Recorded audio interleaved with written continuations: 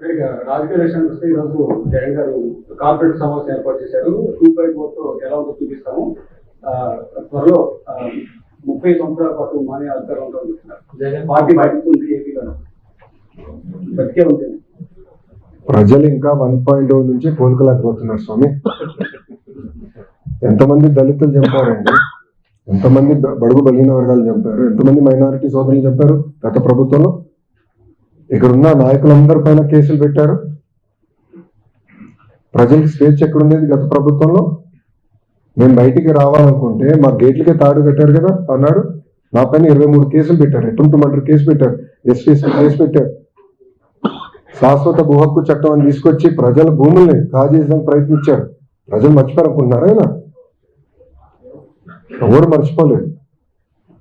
ఎన్నికల ముందర కూడా నా ఇంటర్వ్యూ ఎవరు పీకలేరు అన్నారు. ఏమైంది? ప్రజలు ఎవరు ఎన్ని ఇంటర్వ్యూలు పీకారు చెప్పండి. No, I am following the due process of the law. If I don't follow the due process of the law, tomorrow you will question me saying that this is vindictive politics. Madam is here. Immediately what you will say, you are vindictive in nature. I have to follow the due process of the law. See, together, Bharatiya Janata Party, Telugu Desam Party, Janasena Party, together, we spoke about illegal liquor, we spoke about illegal stand, we spoke about land mafia, and inquiries are going on. Liquor inquiries are going on. So let the process get completed. It will be followed by action because it is a promise we have made to the people. In almost 90 meetings, I spoke about my red book, sir. I showed my red book. People have endorsed my red book. Red book lo any chapter lo ayindi sir. Rajya Sabha కూడా ఏంటండి? రాజ్యసభ కూడా వైవిసి బరెడ్డి గుర్తు చేస్తున్నారు. Red book దాని పేరు ఉందా లేదా అనుకుంటాను.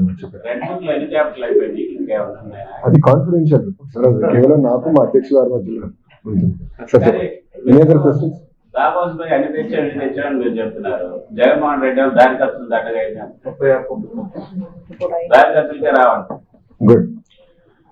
ఇప్పుడు నేను సూటిగా గౌరవ మాజీ ముఖ్యమంత్రి గారిని, పులివెందుల ఎమ్మెల్యే గారిని ప్రశ్నిస్తున్నాను. 5 సంవత్సరాల్లో మీరు తీసుకొచ్చిన పెట్టుబడులు ఎన్ని గ్రౌండ్ అయినాయి? నేను 8 నెలల్లో తీసుకొచ్చిన పెట్టుబడులు ఏంటి? చర్చకి నేను సిద్ధం, ఆయన సిద్ధమా?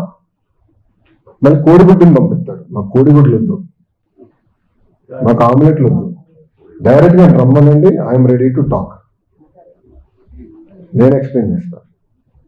ఇప్పుడు ఆర్సిలర్ మిత్తల్ ప్రాజెక్ట్ నేను 2019లో కలిసా ఆదిత్య మిత్తల్ని. 2019లో డావోస్ లో టీసీఎస్ వాళ్ళ బూత్ బయట కలిసి ఆనాడు చెప్పి ఆంధ్ర రాష్ట్రానికి రాండి అని. మీరు కూడా ఆదిత్యని కూడా అడిగాను చెప్పండి. అప్పటి నుంచి ఐ మెయింటైన్ దట్ రిలేషన్షిప్ అండి. 5 years I maintain that relationship. NDA ప్రభుత్వ అధికారులకు వచ్చిన వెంటనే మేము ఫోన్ చేసాం, బాస్ 5 years అయింది, మీరు వేరే రాష్ట్రానికి వెళ్దాం అనుకున్నారు, అక్కడ ఏం అవ్వలేదు, వచ్చేయండి వేరే రెడీ. ఒక్క జూమ్ కాల్తో కదిలిందండి ఆ ప్రాజెక్ట్. సో ఇప్పుడు మీరు అడగచ్చు 2019లో వెళ్ళిన ఖర్చులు దండగానో నేను సూటిగా ప్రశ్నిస్తున్నాను. సో ఆంధ్ర రాష్ట్రాన్ని నేను ప్రమోట్ చేయాలండి. ఇప్పుడు అక్కడ పారిశ్రామికవేత్తలందరూ నన్ను ఏమడుగుతున్నారు, మీరు గ్యారెంటీ ఇస్తారా జగన్మోహన్ రెడ్డి అనే వ్యక్తి మళ్ళీ గెలవడాన్ని? ఎందుకంటే పీపీఎల్ రద్దు చేశారు, అమర్ రాజా లాంటి కంపెనీని తరిమేశాడు, అనేక కంపెనీలు హెరాస్ చేశారు, సకాలంగా కరెంటు బిల్లు కరెంట్ కూడా అందించలేదు, పవర్ హాలిడేస్ ప్రకటించారు. ఇండస్ట్రీ చాలా నష్టపోయిందండి ఆంధ్ర రాష్ట్రంలో.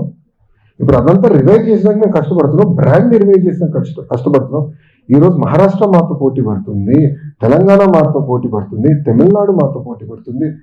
చివరికి కేరళ మంత్రి కూడా డావోస్కి వచ్చి పెట్టుబడుల కోసం అంటే రాష్ట్రాన్ని ప్రమోట్ చేసినాక పోటీ పడుతున్నారు. మనం ప్రమోట్ చేయకూడదా మేము రాష్ట్రాన్ని? It is a responsibility. We will promote. అని మీరు చూస్తారు కదా రాబోయే 12 నెలల్లో మీకు ఎలాంటి పెట్టుబడులు రాబోతున్నాయి, ఎక్కడ వస్తాయి మీరు చూస్తారు కదా, అప్పుడు అడగచ్చండి. But I'm ready for the discussion, debate. 5 సంవత్సరాలు ఆయన ఏం తీసుకొచ్చారు, 8 నెలలు మేము తీసుకొచ్చాం. ఆయన తీసుకొచ్చిన 2x పెట్టుబడులు మేము తీసుకొచ్చాం. We have grounded the projects, we are moving exceptionally fast. Jagan నేతను మళ్ళీ రాడు అని వాళ్ళు హామీ అడిగినప్పుడు మీరు వాళ్ళకి హామీని ఇవ్వగలిగారు? ప్రజలు నిర్ణయిస్తారు, మేము కష్టపడతాం. కానీ ప్రజలు కూడా గమనించాలి, ఈ రోజు కొన్ని రాష్ట్రాల్లో అక్కడున్న భారతీయ జనతా పార్టీ ప్రభుత్వానికి 5 టర్మ్లు ఇచ్చారు. Gujarat amazing example. ఈరోజు స్టూడెంట్ డెవలప్మెంట్ ఏ స్థాయికి వెళ్ళిపోయింది. 5 terms లో their contribution to India's GDP has increased I think by almost 1.5% in 5 terms. Huge contribution. So consistency in government చాలా చాలా అవసరం. అది ప్రజలు గమనించాలి, గుర్తించాలి.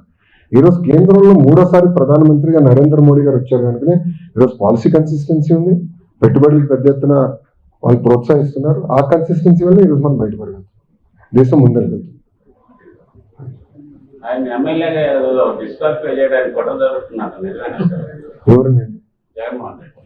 ఎట్లా డిస్క్వాలిఫై చేస్తామండి? 60 days కంటిన్యూగా రాకపోతే ఆటోమేటిక్ గా డిస్క్వాలిఫై అవుతుందని డిప్యూటీ స్పీకర్ చెప్పారు. మరి ఆయన ఎందుకు రావట్లేదు అసెంబ్లీకి? గుర్తించట్లేదు సార్. ఆయన రావాలి కదా, ప్రజలు గుర్తించకపోతే నేనేం చేయాలి స్వామి? ఆయన గుర్తించట్లేదు. ఇది చేసాము, ఇది చేసాము. But is duty bound to come. కనీసం పులివెందల సమస్యల గురించి మాట్లాడాలి కదా. ప్రతిపక్ష నేతగా మీరు గుర్తిస్తారు. ప్రజలు గుర్తించకపోతే నేనేం చేయాలండి? ప్రజలు గుర్తించాలి కదండి. ఇప్పుడు ఆయన అన్నారు కదా, గతంలో 4 ఎమ్మెల్యేలు అనుకుంటా, 4 ఎమ్మెల్యేలు నేను లాగేస్తే మీకు ప్రతిపక్ష హోదా కూడా ఉండదని ఆయనే చెప్పారు కదండి గతంలో. మరి ఆయన మర్చిపోయారా? అయితే టెక్నికల్ గా 60 రోజులు రాకపోతే బాధ అంటారు మీరు. వాస్తవంగా నేను స్పీకర్ గారితో మాట్లాడిన స్పందిస్తాను. ఎందుకంటే ఆ టెక్నికాలిటీ మొదటిసారి నేను తెలుసుకుంటున్నాను. నాకు కొంచెం అసెంబ్లీ రూల్ బుక్ ఇంకా చదవాలి. కౌన్సిల్ రూల్ బుక్ అయితే నాకు first page to last page తెలుసు. అసెంబ్లీ రూల్ బుక్ చదవాలి. నేను ఒకసారి స్పీకర్ గారితో మాట్లాడినా చాలా రెస్పాండ్ అన్నారు. సార్ మీ పార్టీకి పార్టీ క్యాడర్ కి ఆస్పిరేషన్స్ మధ్య సింక్రనైజ్ కావట్లేదు, కొన్ని క్యాడర్లు అసంతృప్తి ఉందన్న వార్తలు వస్తున్నాయి. దాన్ని మీరేమంటారు?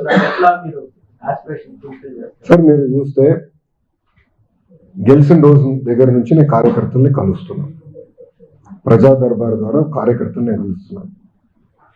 సెకండ్ లెవెల్ లీడర్స్ ని 1-on-1 నేను కలుస్తున్నాను.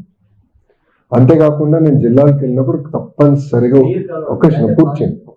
ఉత్తమ కార్యకర్తలు కలుస్తున్నా.